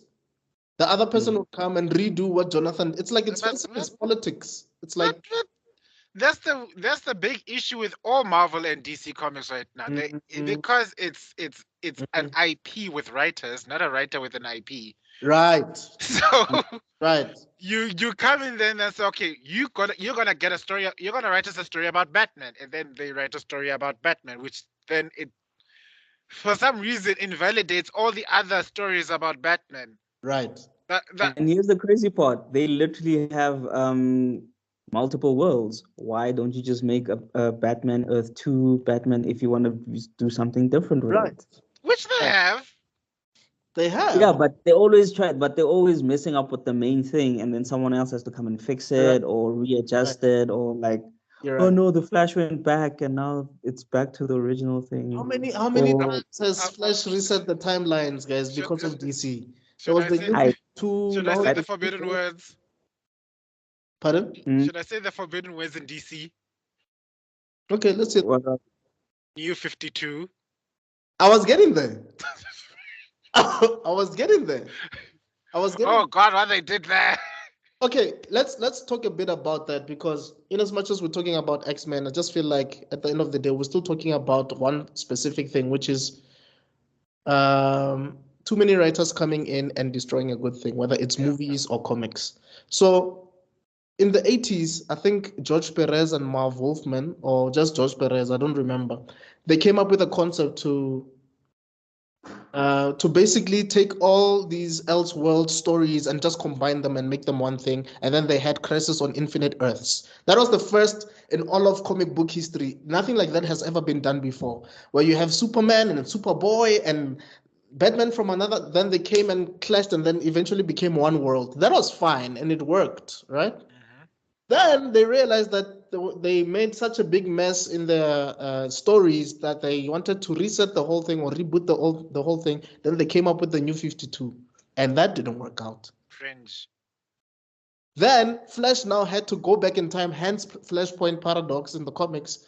Then when he came back, now it's DC Rebirth, which is not that bad, but a lot of damage has already been done. And funny enough, James Gunn is doing the same thing with movies now. The DCEU is dying out, and now he's resetting the world through Flash. Okay. To make the DCU. Side note: have you I guys haven't watched watched that Flash? yet. I haven't watched it yet. No, I Okay. haven't. I started it and then my signal went wonky and then I got lazy. Yeah, I started it too, and I then had to travel 100 kilometers away to back to Pretoria. So I was saved because my eyes were already bleeding at some point. So we'll come back to that. Yeah. Um, By the way, I just realized nowadays with the movies that are coming out, with whether it's Phase 4, Phase 5, whether it's DCEU, they're not really meant for me. yeah. It's It's like which what is sad because they Power literally Rangers are now. supposed to be made for you. Yeah. Look, there's rumors that Wonder Woman 3 is gonna be in production. I don't know if it's true or not. But then that's the thing that I Why? like about these movies. You're confusing us. And the reason I'm saying that is look at what happened with Doctor Strange and the Multiverse of Madness. You forced Patrick Stewart in there as Charles Xavier, even though it's a different world, different timeline, different everything. Now when the X-Men come out, we're gonna be so confused. You're bringing Wolverine back, the old Wolverine back, and then you're saying you're gonna have a mutants movie later on. Are you gonna cast a new Wolverine in there? What are you doing? Oh my God, I forgot all about that. Oh, it's coming back. Oh no. Oh no. What did they do to my boy Charles? Oh God, no. The headache I have right now, just Oh thinking about God. Fantastic. It's not the disrespect they did to Charles Xavier, Right. him being the head of the Illuminati and being this pacifist, not so pacifist idiot. Is the way they made it. Are you going to tell me Charles Xavier got killed by the Scarlet Witch, who, canonically speaking, is a mutant herself? Makes no sense. Yeah, it's all because she's so powerful in the movie. She's the Scarlet. She's just a damn mutant. But the MCU doesn't recognize her as a mutant. Remember when Joss Whedon had just gotten those two characters from I think Fox or something? The deal Go straight was to hell. yeah. That's all I'll say. The deal Go was straight to hell and don't turn yeah. back. oh yeah, because they remember Don't come. they were part of an experiment. Yeah, I know the origin stories. I was there. I've watched both the Iron Man and the Avengers movies. I've seen them. Yeah, because they had to use Quicksilver. Fox wanted to use Quicksilver. Kevin Feige wanted to use, or Disney wanted to use Quicksilver. So the deal was, okay, our version will not be a mutant. Your version will be a mutant. But what was the deal again? They are not gonna acknowledge that they are mutants or Magneto's kids. That one will acknowledge that is Magneto's child and a mutant. And then get shot. Yeah, I mean, it makes like Lazy writing. I'm so sorry. two moments in all these movies that really broke my immersion. When he got shot by Ultron. Right. The same thing as when Spider-Man got shot in the second movie. Which Spider-Man? There's been like 3 of them. Spider-Man got shot? Oh, let's confuse the two. Okay, we've got we've got the original Spider-Man trilogy, my homeboy. Yeah. There's Toby, there's Garfield, and Yeah, Garfield. there's Garfield in the first movie, he got shot by a cop. As Spider-Man. I don't remember that. I don't remember. Yes, remember we all that. deleted that in our memory. That's how cringe it is. It's a good thing you forgot. Good man. Good man. Nice. Nice use of your head. I don't remember that at all. Oh, I was actually been thinking I need to go back to start from Blade and the X-Men and torture myself in watching that, but I probably should just go back to all these things and the Hulk. You know what? Which one? Which David Banner with Ooh, the cringe, the terrible acting. The first movie. Oh no, not with Eric Bana. with Eric Banner Oh, and God. with, Eric Bana for me is my favorite, by the way. No. I actually liked Eric Banner. It's Ed Norton that was weird for me. Ed Norton for me, no. Here's the thing. Like as Here's Banner, my he problem. was. Mm-hmm. Here's the problem I had with Bana. I know, maybe because I've watched Troy before and everything. I know that Eric Bana is huge. Yeah. So I can't associate him as scrawny, weak, weak, socially awkward nerd. When I know like this guy can bench press a car by himself. Well, for me, I see you. He resembled the Banner I saw in the cartoons. Do you guys remember Sehanyata? When we were kids, there used to be a Hulk Sutu version called Sehanyata. For me, he looked exactly like Sehanyata sometimes he looked exactly like that cartoon version. That's why when I saw him, I was like, oh, flip. This is exactly the cartoon version that I saw as a kid. You know? Guys, don't you wish you could get those old cartoons in the Soto, Tswana, whatever version they were in at the time? No. Remember, Prakanyan was in like Afrikaans. No, thank you. It's okay. Spider-Man was Rabubi. I know. Spider-Woman was in Tonga, bro. Spider-Woman. Dude, He-Man, Shira and He-Man were in Tswana, I think, if I remember correctly. Right. And the ugly duckling was in Tswana, right? I'm sorry. That is, now that I think about it now, that ish was hilarious. I know. Bro, that's why I wanted for the hilarity. If you watch it now, I swear to God, we will all collapse from cringe. Yeah. The cringe. No, I will collapse from laughter. Bruh, even Tom and Jerry was in I think Sutu. Yeah. Like, yo. What is the other? What is the other? In the heat of the night. What is the name? Ugly Duckling. That one who wanted to be a sultan. What's his name now? It's no good. It's not good.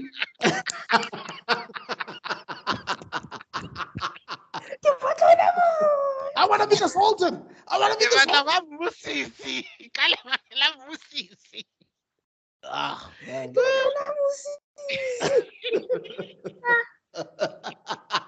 Oh my soul. Okay, you're showing our age. You're showing our age, people. No, but yo, it's no good. It's no good was good though. You know, it was. For me, I put it on the same level as Pinky and the Brain. It was. Yes.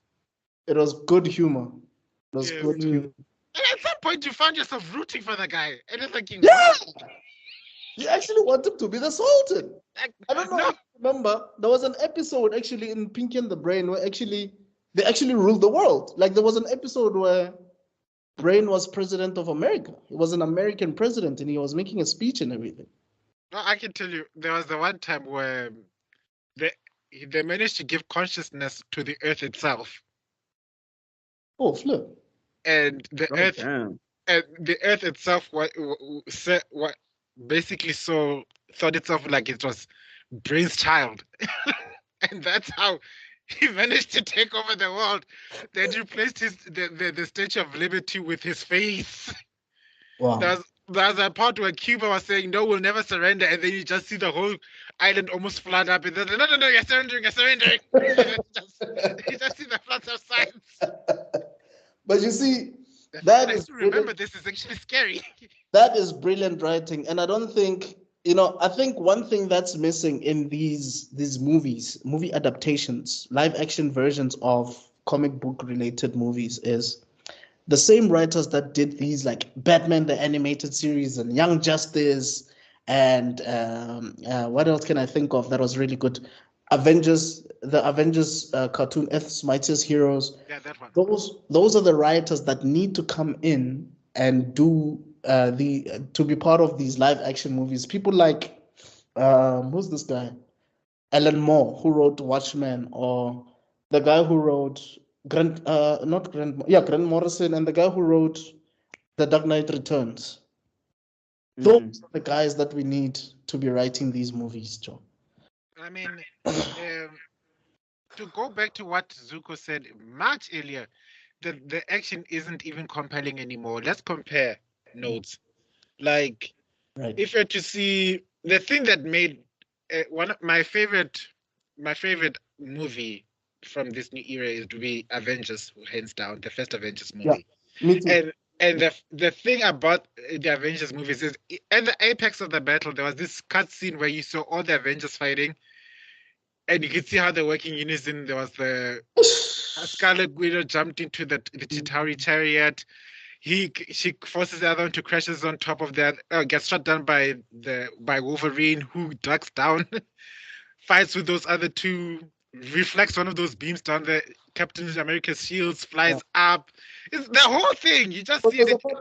There's a part where Iron Man comes down, right? Yes. Beating a bit of the Chitauri, then shoots his beam to Cap's shield, and then it's talking about that scene, and then Thor comes down and Thor hits the Captain's shield, and the lightning goes everywhere. They fight on that biggest Leviathan thing with the Hulk. Look, Hulk takes a piece of its spine, hammer, boom, down. The first Avengers movie changed everything. Yeah. It changed everything about superhero movies. Now, from Cap's leadership, I mean, saying things like, okay, these things are coming from the sky, right? So that means, Hawkeye, I need you to use your arrows to try and get them, like drop them as many. Oh, let's start with Thor. Thor, you got the lightning. Take them from above, and the ones that you miss, Clint will make sure to take care of them. And then the ones that are still in the air, Hulk will smash. Tony will get rid of some of them. The ones that get to the ground, Natasha and I will sort them out. Come on, man. And then Clint will tell us where's everything. Oh my God, the fact that I still know the strategy is still sad. Anyway, the strategy was the Thor bottlenecks the portal. Right. Clint calls out patterns and strays. For Captain America, for Iron Man to take them down or redirect them back into the city center where the fighting should happen. So they don't spread out. Right.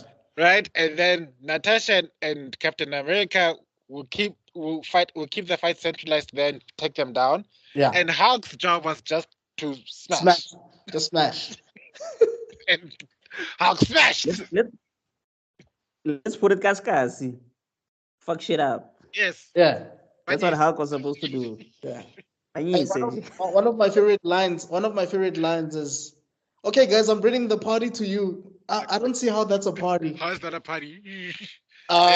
Dr. Brenner, I think now is the time to really get angry. Look, that's my secret, Captain. I'm always angry. Even though he punches the hell out of that thing. It's epic, I agree, but it's also one of the biggest plot holes in the whole movie. Yeah. How are you always angry, bro? How do you suddenly control yourself? This whole time, everybody was busy walking around eggshells, except for Tony. Tony was busy. No, Tony was curious. But remember, he's been away for a while. Been away for a while, so he probably, during that time that he was hiding himself, being a doctor and things, that's probably when he figured out how to calm himself and control himself. They just didn't delve into it properly. Yeah. But otherwise, that movie is my last one is when it's like when Cap tells the cop, like, you take there's people in that building over there, take them there. And then dude is like, why am I gonna listen to you? and then the Chitauri come through and Cap does his thing. Pa, pa, pa, pa. And it's like, okay, guys, John, But also, are you telling me that that guy didn't know who Captain America was? Shouldn't Captain America be like a hero to every American at that time? Because he was the first Avenger. He did a great thing. Shouldn't Yes, I think he was still coming yes, out he at the time. They knew him, but he wasn't active. I don't think he was active at that. Remember where they found him? He was still at the gym. He was still trying to remember stuff. So he wasn't actively Captain America. But what I mean is, they have recognized that this is Captain America? Or maybe he just thought, okay, this guy is just pretending Captain America. Yeah, because like I said, by that time, he wasn't active. And remember, Captain was active in 1940, World War II. And then when he came back, he was hidden. They didn't really make a big hoo-ha. They hid him. They tried to reorientate him. Correction. And then he was just chilling at an apartment trying to get what's going on, and he was doing secret missions. The missions that he was doing was secret. Guys, have you noticed something? Would Fury ever let Captain America out in public? Exactly. He wasn't public yet. Remember, Tony Stark was literally the only known hero at that time. Right. Yeah. I want to ask you something. Have you guys noticed that Cap and Tony were always the two remain in the first movie? Thor was, I think Loki had kicked him off the helicarrier. Banner was, I think he fell off as well, and then they took him out in that cell. And then Clint was being mind controlled by Loki. I don't remember what was happening with Natasha at the time, but the only two remaining were Cap and Iron Man. No, Natasha was fine because she's the one who knocked Clint back to the senses. Right. Thor's the one who went out in Loki's cell. Right. Hulk got blown away. Right. From the carrier. Right. And then Tony, his armor was messed up, but he was there, and Cap was also there. So what I'm trying to say is there's moments where it's just Cap and Tony. In the first one, there was that moment where even Nick Fury was lying, giving some speech because Phil Coulson had died. Do you remember that part? And then in Infinity War, the two leaders were in two different areas, but they still had to make sure that they come up with another plan. In Endgame, when all was said and done, Cap was fighting Thanos by himself, and Iron Man. Guys. Let's get back to the X-Men. We went wee. Let's come back. We're gonna talk about Avengers someday, okay? I wanted us to come back a long time ago, but let's come back. Let's come back. Yeah. In a point of order. Okay. Look. We are back from our schedule programming. Last time we spoke about the Phoenix Force, and how powerful the Phoenix Force is. And we talked about how writers tend to retcon some of these moments because a character is so popular that we don't want that character to be a villain for too long. So let's redeem them by retconning this thing and making it seem like the Force was the one that was manipulating Jean Grey. But we know that it was actually Jean Grey. It was written that Jean Grey was the one that killed all those people. She was the Phoenix Force. She was the Phoenix Force, right? I'm okay with that. I still love her. I'm also okay. So I wanted us to talk about Omega level mutants, which is something that I think we don't talk about as much. I know that Storm is an Omega level mutant. I mean, she has always been. I think she's just been recognized as an Omega mutant a few years ago. Which is kind of crazy when you think about it. Like, how is she only now? Women can literally control the weather. Right. Do you understand what the weather is? The weather is tornadoes. I don't want to say it. The weather is lightning. It's lightning, snow. Lightning alone. Right. That's an Omega level power. Right. But then you have Iceman. Yeah. who can basically do what? What can he do on a molecular level again? He can. I forgot what he can do. I think he can freeze your. Since our bodies are made out of water, I think he can freeze that water in your body or something like that. It's Something like funny. that. Yeah, makes sense. So basically, instead of blood bending, he's freeze bending you. I guess. It Yeah. is practically immortal. Yeah, he is. So long as he If can, there's enough water nearby, he will survive. he will survive. Yeah. Yeah. So that is crazy. And then who else is a Omega? Okay, Jean Grey obviously is an Omega level mutant. Magneto and Charles, obviously. Yeah. They didn't. They only recently put them in the Omega level relatively recently because Yeah. the thing about Omega level entry, if I'm not quite mistaken, was that they needed to have enough power to be able to destroy or destroy all mankind. Right. But with Charles, Legion. do that. Yeah, no, Legion, Franklin Richards, and Scarlet Witch. Those characters. I mean, Franklin Richards can create worlds out of nowhere. And let's not forget Cable. Cable is eternally nerfed because of this super poison. Yeah. Wait, not there are versions of Cable who didn't basically got shacked by was it Dr. Sinister or was it whoever who was? And that man is a beast.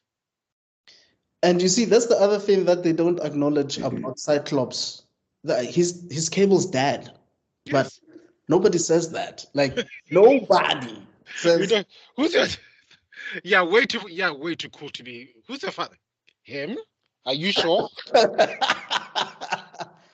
Cyclops, Lona, Cyclops. That's Cyclops C right there. Also, we don't talk enough about Havoc, Cyclops' brother. Yeah. You know, I feel like he needs more recognition. When I was reading the comics, I loved his character. At a point, I actually genuinely thought this is the main character because Cyclops was absent for a while. So I was like, hey, this guy is actually cool, you know. And let's not forget, well, comic speaking, Juggernaut also. I'm unstoppable. But Juggernaut is not a mutant, apparently. Suddenly. Not? Since when? From what I heard, he's not because he got those powers from that suit or something. I don't remember his powers. No, he's basically one of the 10 elementals or something like that. Yeah. He represents. He's basically an avatar of the god of destruction and movement. So suddenly, but from what I remember, he was Charles's brother. Yeah, exactly. Yeah, that's what I know. There's also Charles's sister that we haven't talked about. You remember Charles's sister, the blonde, the bald girl lady who manipulated herself? What did she do again? She's not biologically Charles's sister. I think she did some crazy stuff. I think she got into his body and got some of his DNA or something like that. Some crazy, comics. Some crazy stuff. Sounds like a Me Too movement right there. Yeah. Like Brooke Logan is going like, how do I get some of that?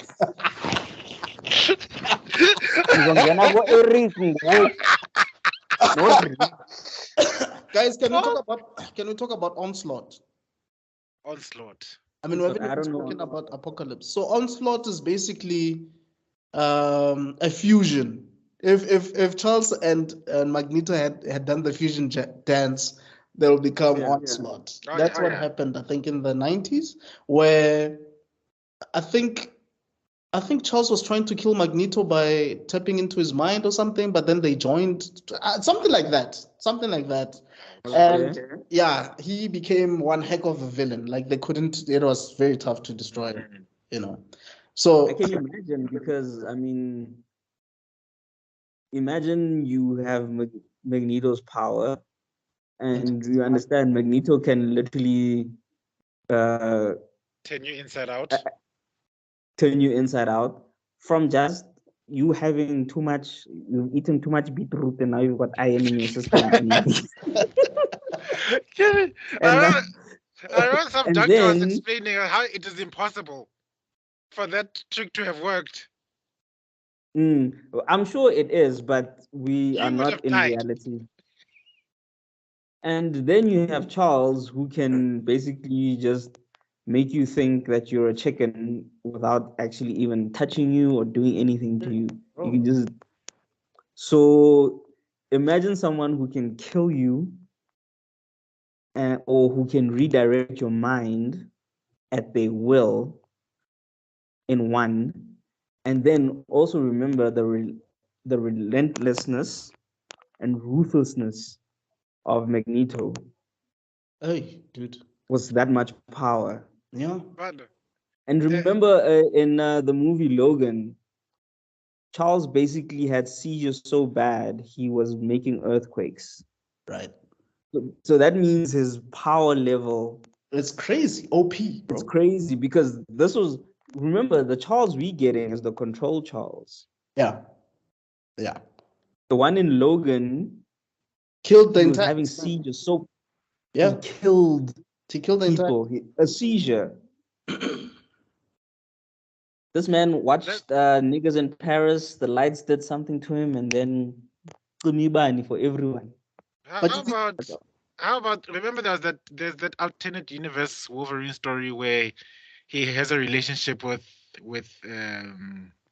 Hercules. They end up fighting.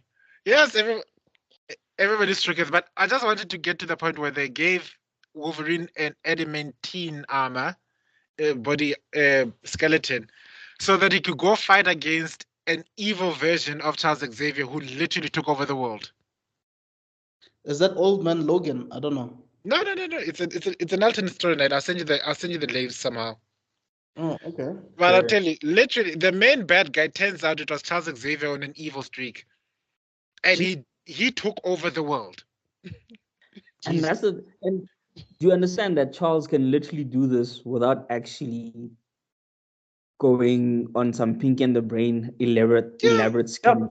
Yeah. The ultimate genjutsu. He's basically. You can just wake up one day and say, Madara, infinite no. Yeah. Oh my god, guys. You can literally just do the infinite on everyone. You can just wake up one day and decide, you know what, screw this. I'm destroying humankind. I'm tired of y'all trying to kill each other. I want some peace and quiet. I want to go outside and not get robbed. And you know what I like? You know what I like about the X-Men?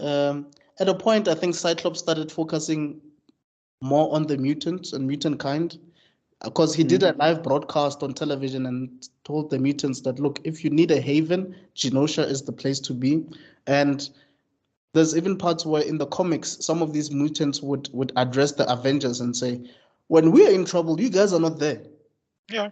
But whenever mankind is in trouble, you do whatever you. But when we're in trouble, there's a caveat to that. Y'all got power. Save yourself. Exactly. No, but look, how would the world feel like if Wakanda walked up to the United Nations and say, "Okay, whenever you're in trouble, you don't." I get whenever we're in trouble, you don't come to us. But whenever I get it, but the Angela Bassett is badass. But X-Men tries. Oscar. X-Men tries to help mankind way often than not. The least they do is get some aid from time to time. And the thing is also, it's a double-edged sword for mutants. If Kim tries to rob me and I've got the power to turn my hand into stone and I punch him, they're like, yeah, look at these people. He almost killed Kim. Now he punched him with. But I was like, he was trying to rob me. There's his gun. And the only reason I'm alive right now is because I could turn into a rock. And therefore the bullets bounced off me. Yeah, but still, he's just a person. Right. And that's where also now the double-edged sword of using your powers as X-Men comes through. Whether it should be legal or not. That caveat is also a it's basically the same superhero registration act all over again. It's basically Civil War, because at that point, I think the reason why that registration act came into being is that so many people had powers. It wasn't just, oh, it's mutants. Yeah. I mean, we have a mad scientist who, in trying to make the super soldier serum, doused himself with so many graviton energy, he became a black hole himself. Right. How do you stop that person? And to think that a person who has the power of gravity is considered a B tier villain Makes no sense. it shows just how OP this world, this Yeah. world you're living in. Yeah, guys. So Yeah, bruh. Like, you understand? If I had the power of gravity, Mm. every time I see tall people, I'm like, bow down, bitch. There used to be a character called the Beyonder. At a point, the Beyonder was so OP that I think no Marvel character could stop him at a point until the creator of the Beyonder, I think it's Jim Shooter, left Marvel.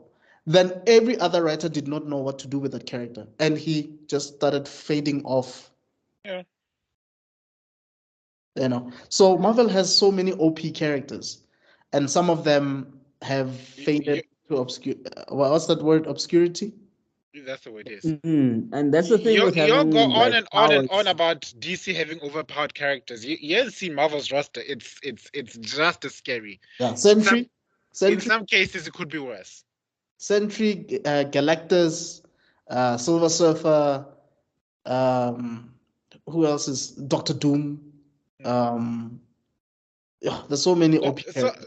So many people will be saying, if you put the Justice League in the Marvel universe, the Justice League will solve their problems in an hour. And I'm thinking, y'all don't know Marvel. Marvel, the difference between Marvel and DC is that Marvel doesn't take itself seriously. Well, it depends on the writers. I'm talking about comics. Yeah, even with comics, because sometimes when you look at stuff like Avengers versus X-Men, or you look at House of M, where Scarlet Witch said no more mutants. Dude, like that changed everything. And you see, but that's how you make Wolverine the main character. Because in a situation like that where it says no more mutants, right? Everybody's memories were wiped off. Like nobody could remember anything. But guys, just... Oh, okay. I think he's busy with something. He's got a mute. Yeah. But yeah, for me, I think it's concepts like that, like House of M and what's that other one that I'm thinking about now? Days of Future Past. Yeah. Where you can make Wolverine relevant without forcing him to become the main character. Like all Age of Ultron. Have you ever read Age of Ultron? The comics version? Yeah. No. It's brilliant, and Wolverine is while he may not necessarily be the main character, but he's the one who has to go back in time. Wow. Because Ultron literally took over the universe, then they had to go back in time to try and stop Hank from creating Ultron in the first place. Right. And then when Hank says no, he's not gonna stop making his creation, Wolverine snaps and kills Hank Pym. And then they go back to the future where everything's screwed up and Morgana has taken over the world. Only because there was some point where some point in time where Hank did something that altered the timeline. So they had to go back, stop Wolverine from killing Hank, and then finally get Hank to create a clause that managed to switch off Ultron when he starts going super evil. Jeez. And then ultimately go back into the normal timeline, and then old Logan has to kill new Logan because Logan witnessed too many crazy shit in his past timeline. That end didn't make sense. But otherwise, apart from that whole arc involved around Wolverine, and there's another character, I keep forgetting her. Yeah, that's when Marvel takes itself seriously. You remember even the part where the Phoenix Five, where the Phoenix Force split itself and then went into Namor, Cyclops, Colossus, Emma Frost, and this is Avengers versus X-Men, by the way. Yeah. And I forgot the fifth one, and Cyclops killed Charles. Surprise. Damn. Yeah. All right, guys. I unfortunately have to cancel the call. I have family matters to handle. No, it's cool. It's been an hour and a half. I think it's Yeah. we can all switch off. Guys, thank you so much for watching. It's been a great episode. I know Oh wait. I just want a quick round. Right. What are your favorite Okay. What are your favorite X-Men? Yeah, I wanted to ask that actually. Top 3. Ooh. You can start, Zuko.